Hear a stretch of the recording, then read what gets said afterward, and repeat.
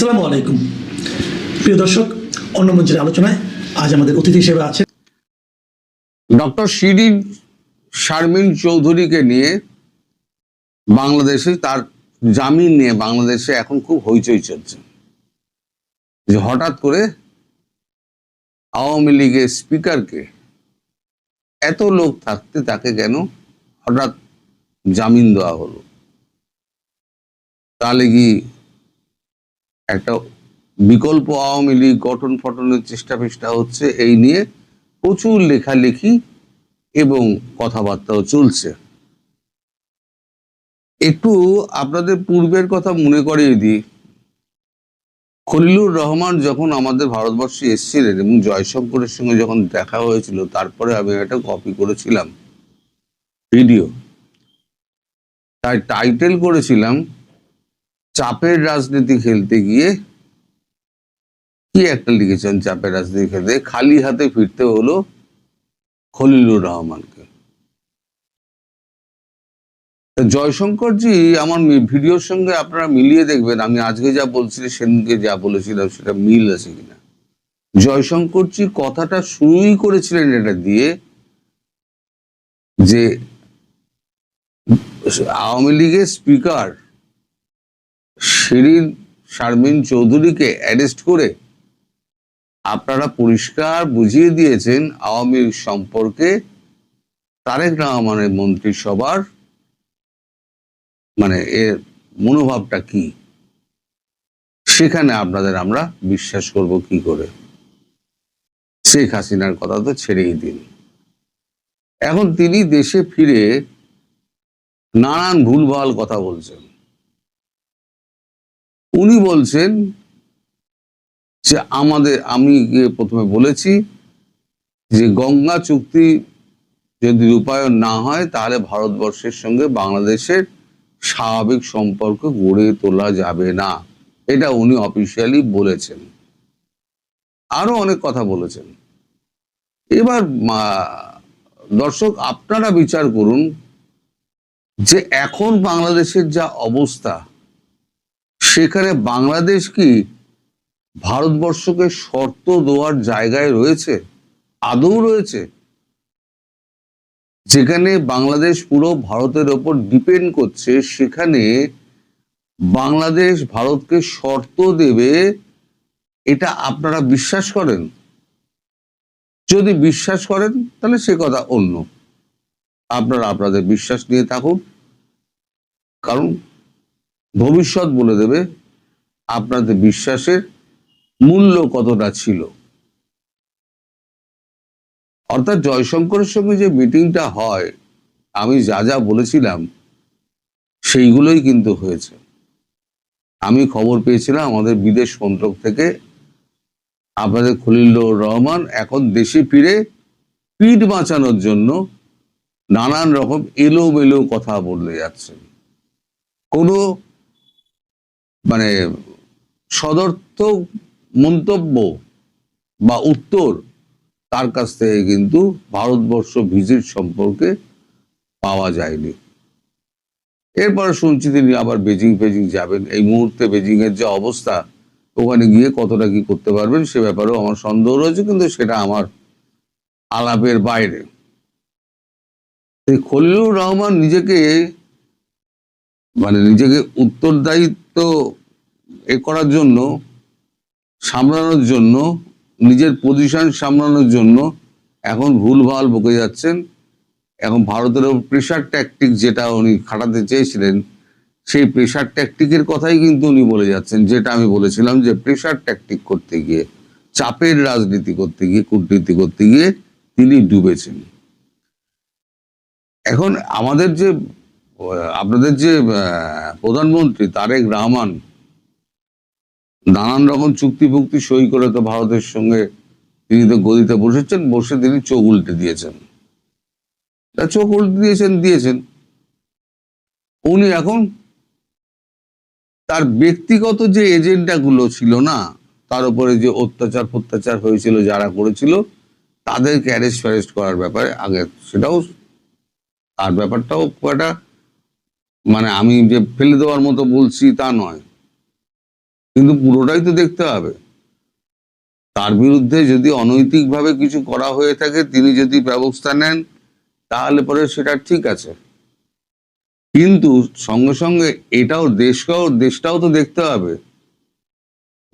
দেশের স্থিতিশীলতা যাতে বজায় থাকে। আজকে এই অবস্থা, আপনারা কতটুকু জানেন আমি জানি না। আমি একটা ভিডিও করব, সেটা হচ্ছে যে গতকালের বৈঠকের পর ট্রাম্প ক্ষেপে গিয়ে বলেছে আমি হরমুজ ব্লক করে দেবো। তার যত রণতরী আছে, দুটো তো রণতরী ওপারে চলে গেছিল, ওই যখন আলোচনা হচ্ছিল সেই সময়তে দুটো রণতরী পাস করিয়ে দিয়েছিল। দুটো ওমান উপসাগরে রয়ে গেছে, তাহলে ওমান উপসাগর বন্ধ করে দিল, আর এদিকে বাকিটুকু বন্ধ করে দেওয়ার উপক্রম হচ্ছে, অথবা ওমান উপসাগরটাই পুরো বন্ধ করে দিল। এইবারে তো বন্দরগুলো থেকে তেল আসবে কি করে? সবাই তো বন্দরে তেলের জন্য যায়, বিশেষ করে হাইফা। সেটা যদি বন্ধ হয়ে যায় তাহলে পরে কি করে হবে? সম্ভবত হাইফা। ভুল হলে আমায় শুধরে দেওয়ার চেষ্টা করবেন, কারণ আমি তো কোনো কিছু দেখে বলি না, আমি যা মনে থাকে তাই নিয়ে আমি বলি। তো সেগুলো দিয়ে কিন্তু তার চিন্তা নেই। ভারত কিন্তু যদি তেলের সংকটের জন্য যদি ভারত ভোগে এবং যদি ইরান থেকে তেল আনা বন্ধ হয়ে যায়, একমাত্র রাশিয়ার ওপরে এবং কিউবার ওপরে, ভেনেজুয়েলা থেকে তেল উনি আনবেন না মোদিজি, কারণ সেটা আমেরিকার হাতে রয়েছে, উনি আনবেন না। ফলে কিউবার ওপরে এবং আর কয়েকটা দেশের ওপর, আরবগুলো তো 12টা বেজে গেছে, সেটা আপনারা জানেন। ফলে ভারত তার নিজস্ব যদি প্রয়োজন মানে জুগিয়ে যদি তেল না বাঁচে, তাহলে দেবে কি করে? উনি কিন্তু এইগুলো নিয়ে তারেক রহমান ভাবছেন না। এই যে যত ইউনূসের আমলে দুর্নীতি হয়েছে, এত শিশু মৃত্যু হচ্ছে, আমি ভিডিও করেছিলাম যে একটা বাক্য শাসক দলের পক্ষ থেকে, প্রধানমন্ত্রীর পক্ষ থেকে একটা বাক্য খরচ করা হয়নি। তিনি সিনেমা থিয়েটার দেখে বেড়াচ্ছেন, তা তিনি বেড়ান, তার ইচ্ছা, পরিবার নিয়ে আনন্দ করছেন, দেশ যায় গোল্লায়, উনি নিজের মতো আছেন। ওই জনতার আদালত বলে একটা ফেসবুক চ্যানেল, তারা এখানে লিখেছে, আলহামদুলিল্লাহ, হাম ও অন্যান্য রোগে শিশুদের টিকা ও সিরিঞ্জ ক্রয়ে অর্থ আত্মসাৎ, অনিয়ম ও দুর্নীতির বিষয়ে তদন্তপূর্বক সাবেক প্রধান উপদেষ্টা ডক্টর ইউনূস ও সাবেক স্বাস্থ্য উপদেষ্টা ডক্টর নূরজাহান বেগম সহ সংশ্লিষ্টদের বিরুদ্ধে ব্যবস্থা নিতে দুর্নীতি দমন কমিশনে দুদকে আবেদন করা হয়েছে। এইটা হচ্ছে জনতার আদালত, তার লেখা। এখন আমি যে বলেছিলাম না 128 কোটি টাকা ঘুষ নিয়েছিলেন, সেগুলো ধীরে ধীরে প্রমাণিত হবে। আমি তো আগে বলে দিই, তো পরে প্রমাণিত হবে 128 কোটি টাকা তিনি কোন জায়গা থেকে দুর্নীতি করেছিলেন, মানে কোন কোম্পানিকে টাকা খেয়ে, বাংলাদেশের কোন কোম্পানিকে তিনি ওই ভামের টিকা সাপ্লাই করার জন্য তিনি দিয়েছিলেন, অর্ডারটা দিয়েছিলেন। যথাসময় সে টিকা দিতে পারেনি। আমি এও বলেছিলাম, যদি আপনারা যদি এটাকে মিথ্যে খবর প্রমাণ করতে পারেন, আমার বিরুদ্ধে মামলা করবেন, অথবা আমার বিরুদ্ধে বাংলাদেশের ভারতের হাই কমিশনে গিয়ে আমার বিরুদ্ধে অভিযোগ করতে পারেন, অথবা ইন্ডিয়া গভর্নমেন্টকে আপনারা জানাতে পারেন। আমার হাতে তথ্য প্রমাণ আছে, এবং পরবর্তীকালে বেশি ব্যাগরবাই করলে সে কোন কোম্পানি, সেই কোম্পানির নামও আমি বলে দেবো, সেটাও বলেছিলাম। এগুলোর দিকে তার নজর নেই। আওয়ামী লীগের ফেরার ব্যাপারে তিনি যে কাটামুন্ডু তখন মেনে নিয়েছিলেন, কাটা মুন্ডু কিন্তু এখন আর মানে হাড়ও নাড়ে না, ফিরেও দেখে না, মুন্ডু পুরো ঘুরে গেছে। ও ভালো কথা। তবে যে কথাগুলো উঠছে যে শিরীন শারমিনকে সামনে রেখে রিফাইন্ড আওয়ামী লীগ তৈরি করা হবে, সেটা সম্ভব নয়। কারণ শিরীন শারমিন রাজি হবেন না। তিনি আপামর একজন আওয়ামী লীগ প্রেমী এবং শুরু থেকে তিনি দলের সঙ্গেই যুক্ত, এবং আমি এটা খোঁজ খবর নিয়েই আপনাদের বলছি, তিনি কোনো দিন এই প্রস্তাব মানবেন না। ফলে তারেক রহমানরা যতই চেষ্টা করুন না কেন, আমি বলেছি কিছুই করতে পারবেন না। শুধু শুধু আপনাদের সময় নষ্ট হচ্ছে, আর ভারতের সঙ্গে প্রেশার ট্যাকটিক করতে গিয়ে আপনি আপনার দেশকে বিপদে ফেলছেন। এই মুহূর্তে ভারতবর্ষ ছাড়া বাংলাদেশের কোনো গতি নেই, এটা আমি আগেও বলেছি, এখনো বলছি। আপনারা যতই গালাগাল করুন, এটাই হচ্ছে ধ্রুব সত্য।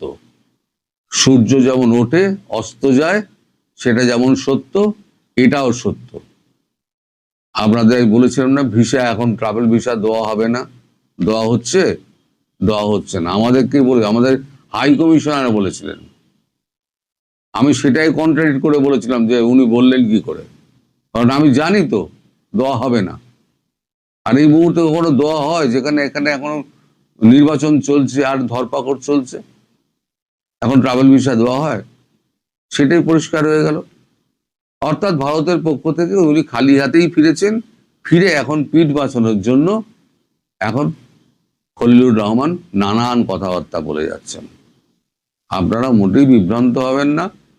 আওয়ামী লীগের ব্যাপারে ভারতবর্ষ তার অবস্থানে স্টিক করে রয়েছে, এবং আওয়ামী লীগকে না ফেরালে তারেক রহমানের গদি থাকবে না, এবং সেটা খুব তাড়াতাড়ি যা হবার হবে, আমি দিনক্ষণ বলতে পারবো না। আর শেখ হাসিনা ডিসেম্বরের মধ্যেই সম্ভবত ফিরছেন। আবার আমি বলে দিচ্ছি, আমায় গালাগালি করুন আর যাই করুন না কেন, আমি ভারতবর্ষের কথা বলি, আপনাদের কথা বলি। আর দুর্মুখরা যা বলার তা বলে যান, তাতে আমার কিচ্ছু যায় আসে না। সবাই ভালো থাকবেন। মুক্তিযুদ্ধের নেতৃত্ব দানকারী দল আওয়ামী লীগকে বিএনপি, জামায়াত, এনসিপি মিলে নিষিদ্ধ করেছে।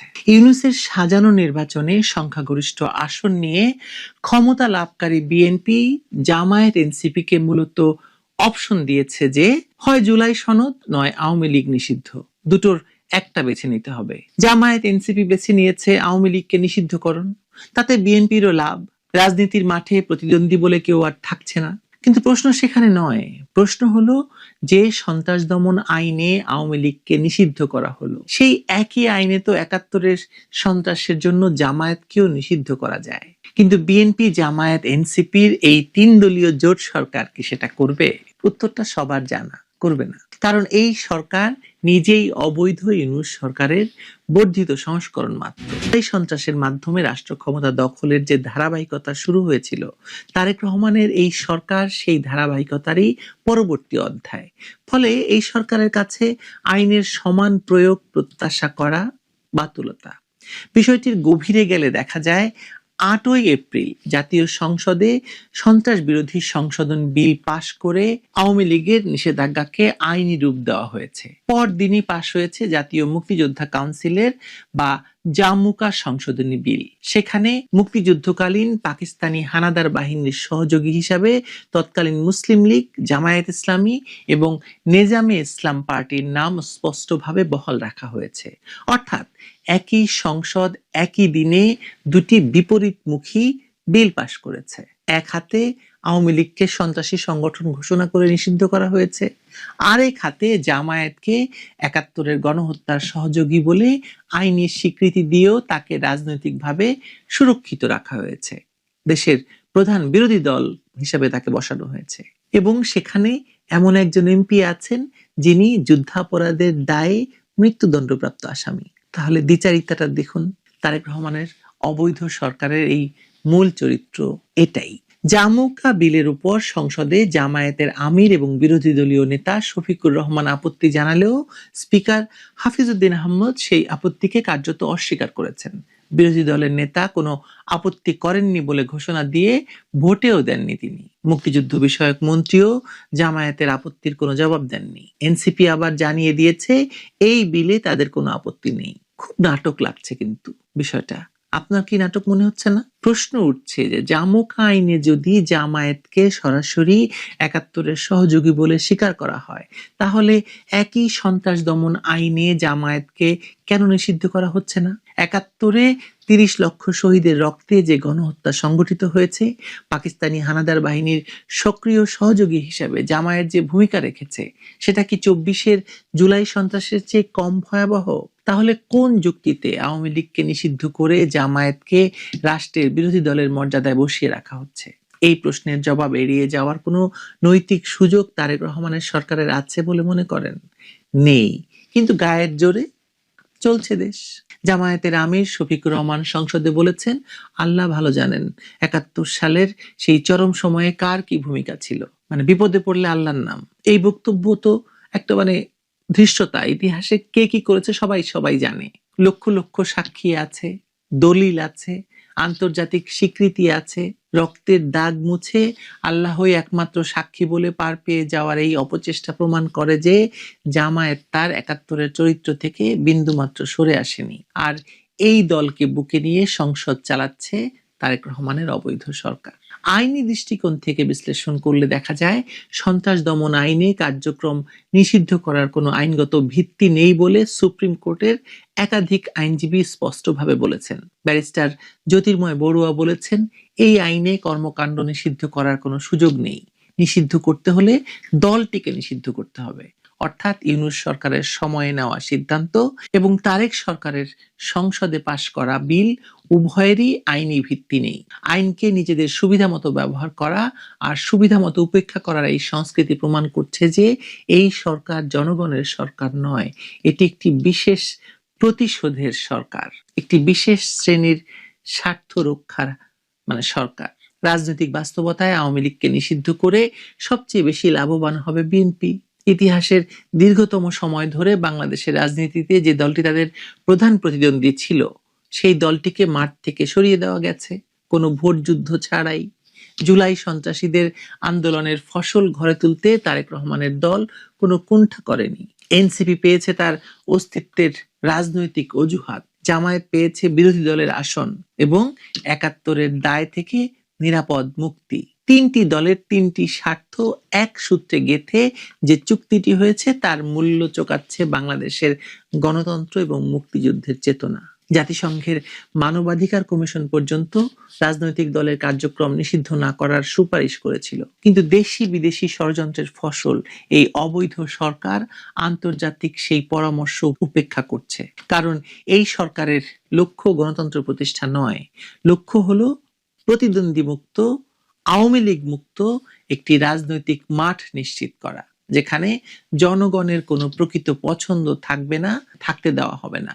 আপনাদের মনে থাকার কথা যে ২০২৪ সালের আগস্টে ক্ষমতা দখল করেই অবৈধ ইউনূস এবং তার জামায়াত এনসিপি সঙ্গী সাথীরা ১৯৭১-কে রিসেট করার কথা বলেছিলেন। বঙ্গবন্ধুর বাড়ি ভেঙে গুড়িয়ে দেওয়ার সঙ্গে সঙ্গে সারা দেশ থেকে ৭১-এর সকল স্মৃতিচিহ্ন মুছে ফেললেও বিএনপি টু শব্দটি করেনি, বরং কোথাও কোথাও নিজেরা অংশ নিয়েছে। সারা বাংলাদেশে আওয়ামী লীগের বিরুদ্ধে যত সংখ্যক মামলা হয়েছে বেশিরভাগ করেছে বিএনপি। আর এবার মুক্তিযুদ্ধের নেতৃত্ব দানকারী আওয়ামী লীগকে নিষিদ্ধ করার জন্য সংসদে আইন পাশ করে বিএনপি আসলে অবৈধ ইউনূস সরকারের রিসেট বাটন প্রকল্পের পুরোপুরি বাস্তবায়ন ঘটালো। আমি শুরু থেকেই তারেক রহমানের সরকারকে ইউনূসের বর্ধিত সংস্করণ হিসেবে অভিহিত করেছি। আপনাদের নিশ্চয়ই এরপর আর কোনো প্রমাণের প্রয়োজন হবে না আমার এই বক্তব্যের সপক্ষে।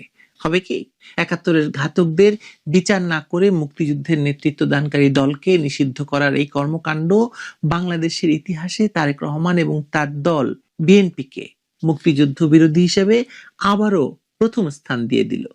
এতে কোনো ভুল আছে? আমি তো কোনো ভুল দেখতে পাচ্ছি না। ভালো থাকবেন সবাই।